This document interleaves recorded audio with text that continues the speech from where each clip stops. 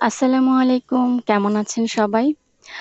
আসলে ছাদ বাগান যাদের আছে, ছাদ বাগান বাসায় রেখে যাওয়া আর হচ্ছে একটা ছোট বাচ্চা রেখে যাওয়া একই সমান। এখানে ৪ দিন পরে ঈদের মধ্যে বেড়াতে গিয়েছিলাম। বেড়াতে এসে দেখছি ছাদ বাগানের অবস্থা ১৩ টা। এখানে ডু ডুমুর গাছটা আমার একদমই মানে ফাঙ্গাস আক্রান্ত হয়েছে। পাতাগুলো কোঁকড়ে গিয়েছে এবং পানির অভাবে প্রায় অনেক পাতাই হলুদ হয়ে গিয়েছে। শুধু ডুমুর গাছই না, প্রতিটা গাছই অনেক বেশি ক্ষতিগ্রস্ত হয়েছে।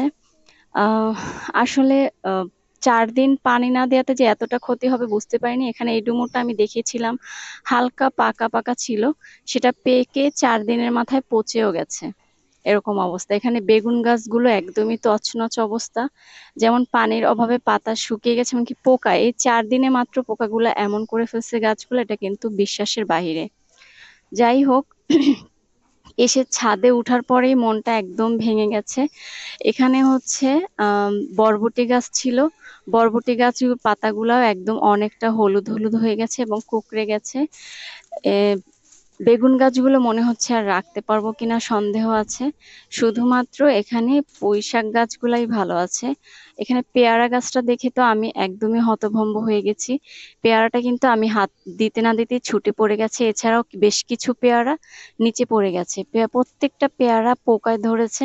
আমি যখন বেড়াতে গিয়েছি তার আগের দিনও আমি ছাদে এসে পেয়ারা গাছটা একদম পেয়ারাগুলো ছোট ছোটই দেখেছি। মাত্র ৪ দিনে পেয়ারাগুলো এভাবে মানে পোকা আক্রান্ত হয়ে এবং এভাবে পচে গিয়েছে অলমোস্ট। এটা আমি ভাবতেই পারিনি যে এমনটা হবে মাত্র ৪ থেকে ৫ দিনে। একটা পেয়ারাও কিন্তু খাওয়ার উপযোগী নেই। এই পেয়ারাটা উপর থেকে দেখতে ফ্রেশ মনে হলেও আমি পরবর্তীতে দেখাবো কেটে কেমন হয়। উপরের এই পেয়ারাগুলো একদম ছোট, এগুলা কিন্তু অনেক ছোট এবং আমি কিন্তু যখন গিয়েছি বেড়াতে একদম এই সাইজে দেখে গিয়েছি প্রত্যেকটা বাকি পেয়ারাগুলো, এবং এগুলো আরো ছোট দেখে গিয়েছি। তো এত ফাস্ট এগুলা গ্রো হবে এবং কি এভাবে পচে যাবে পোকার আক্রমণে সেটা বুঝতে পারিনি। বুঝলে বেঁধে যেতাম। এখানে হচ্ছে এই পেয়ারাটা আমার কাছে মনে হচ্ছে ভালো হতে পারে। তবে এজন্য আমি এটা হচ্ছে ভাবছি বেঁধে দিব। এটা ভালো হতে পারে। এটা হচ্ছে ওই সাইজের থেকে একটু ছোট যেগুলো, আর এই যেগুলো আরো আছে এগুলো কিন্তু একদম ছোট।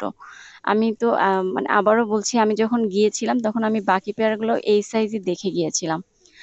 যাই হোক, এরপরে হচ্ছে আনার গাছের দিকে যাচ্ছি। আনার গাছে বেশ কিছু আনার এর আগেও ঝরে গিয়েছিল, কিন্তু এবার এই ৪ দিনে আহ আনার গাছটা একদম অনেকটা মরঝে গেছে এবং আনারগুলো ফাঙ্গাস আক্রান্ত হয়েছে। এই যে এখানে বেশ কিছু আনারই এরকম ফাঙ্গাস আক্রান্ত হয়েছে। আনারের সাইজ গুলো খুব ছোট, এর জন্য আক্রান্ত। এখানে শুধুমাত্র ভালো আছে আঙুর গাছের চারা করেছিলাম, কলম চারা ডাল দিয়ে, সেইগুলো একটু ভালো আছে। মরিচ গাছটা ভালো আছে পানি ছাড়াই। এছাড়া হচ্ছে গোলাপ গাছটাও মোটামুটি ভালো আছে, এটাতে ফুলও ফুটে আছে দেখতেছি। কিন্তু কমলা গাছটার অবস্থা আমার খুবই খারাপ। কমলা গাছের প্রত্যেকটা পাতা কুঁকড়ে গেছে এবং পোকার আক্রমণ হয়েছে। মাত্র ৪ দিনের ব্যবধানে ছাদের বাগানটা এরকম তছনছ, এটা ভেবেই আমার অনেক কষ্ট পাচ্ছে। এখানে লেবু গাছেও কিন্তু পাতাগুলো খুবই খারাপ অবস্থা, পাতাগুলো কুঁকড়ে গেছে এবং হচ্ছে পোকা আক্রান্ত হয়েছে। যে এখানে ফুলের উপরে কিন্তু এই যে পোকা দেখা যাচ্ছে ফুলের উপরে এবং ফুলের পাশে, যেগুলো কিন্তু পোকা। এভাবে অসংখ্য পোকার আক্রমণ হয়েছে ফুল গাছ লেবু গাছটাতে। তো এখানে আমি যখন ছাদে উঠলাম, লেবু বেশ কিছু লেবু হারভেস্ট করার মতো হয়ে গেছে। লেবুগুলা কিন্তু চায়না সিডলেস লেবু। আলহামদুলিল্লাহ অনেক ভালো। এরকম দুই একটা লেবু যদি ছাদ বাগানে রাখা যায়, আশা করি লেবু আর কিনে খেতে হবে না কারো। এখানে হচ্ছে দুন্দুল গাছ। এই দুন্দুল গাছটা আমি লাগাইনি, এটা এমনিতেই হয়েছিল। তো এটা রেখে দিয়েছিলাম। দুন্দুল গাছের পাতাগুলো কিন্তু হলুদ হয়ে গেছে। তবে বেশ কিছু ডাল আবার আমার পুঁইশাক এবং বরবটি গাছের দিকেও চলে গেছে। এটা হচ্ছে আমার অ্যাভোকাডো গাছ। এটা নিয়ে বিশাল ইতিহাস আছে, একদিন শেয়ার করব। অ্যাভোকাডো গাছটা অনেক বড় হয়েছে, কিন্তু এটার পাতাটাও, অ্যাভোকাডো গাছের প্রচুর পাতা ঝরে গেছে। শুধুমাত্র ভালো আছে পুঁইশাক গাছগুলো, এগুলো হয়তো বা ২-১ দিনের বৃষ্টিতে এভাবে বড় হয়েছে। পুঁই গাছগুলোও কিন্তু আমি রোপণ করিনি, এগুলো কিন্তু এমনি এমনিতেই মাটিতে হয়েছে। তো আমগুলো আমি দেখছি, আমগুলো আলহামদুলিল্লাহ ভালো আছে, আমগুলোতে কোনো প্রবলেম হয়নি, যেহেতু আমি আমগুলো আগে থেকেই বেঁধে রেখে গিয়েছিলাম। তো এখন আর কিছুই করার নেই, যা হওয়ার হয়েছে, আল্লাহ যা করে ভালোর জন্যই করে। আলহামদুলিল্লাহ যেরকম ভালো আছে আলহামদুলিল্লাহ সেতটুকু নিয়ে এখন বাকি যে পেয়ারা এবং ডুমুরগুলো একটু বড় হয়েছে, ওগুলো আমি ব্যাগ দিয়ে বেঁধে দিব। এখানে হচ্ছে ডুমুর বাঁধার জন্য আমি আলাদা করে ব্যাগ তৈরি করেছিলাম। সেই ব্যাগগুলো দিয়ে আমরা যখন যে ডুমুরটা হচ্ছে পাকার সময় হয়ে আসে তখন ওইটা আমরা বেঁধে দিই। তো এখানে ডুমুরটা আমি বেঁধে দিচ্ছি। উপরে আরেকটা আছে, ওগুলো আমি সব বাঁধতে পারবো না, এগুলো ইনসিয়ার বাবার জন্য রেখে দিতে হবে, সে বেঁধে দিবে। তো ডুমুর এবং পেয়ারা এগুলো বেঁধে দিলাম। কিছুই করার নেই, 4 দিনে যা হওয়ার হয়ে গেছে। তবে ছাদ বাগান এভাবে আর রেখে যাওয়া যাবে না, এটা আমার শিক্ষা হয়ে গেছে।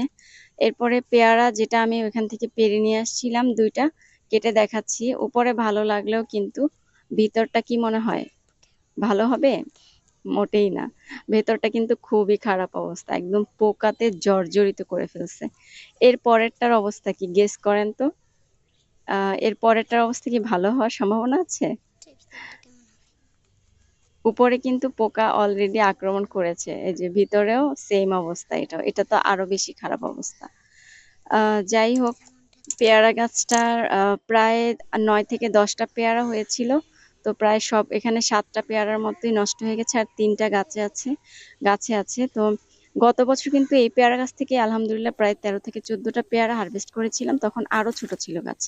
আর এই বছর এই আল্লাহ পেয়ারা গাছটা লিখেনি সিড থেকে কিসমতে হয়েছে, খাচ্ছি এটা না। তো ছোট, তো এটার এরপরে অবস্থা এই আরো ছোট খারাপ পেয়ারা গাছটা যেহেতু হচ্ছে এটার সিড থেকে নিচে যে হয়েছে, মাটির এটার পটটা অবস্থা এটা খুবই খুবই খারাপ, ছোট, এটা 5 একদম লিটারের একটি মরেই গ্যালনে গেছে আছে অলমোস্ট। এটা। এখন আল্লাহর তো ইচ্ছা, যদি আল্লাহ যাই হোক, বাঁচিয়ে রাখে আল্লাহর তো রহমতে রাখবে। আশা করি বেঁচে যাবে ওইটাও। আহ সবাই এরপরে ভালো হচ্ছে থাকবেন, সুস্থ থাকবেন। আল্লাহ হাফেজ।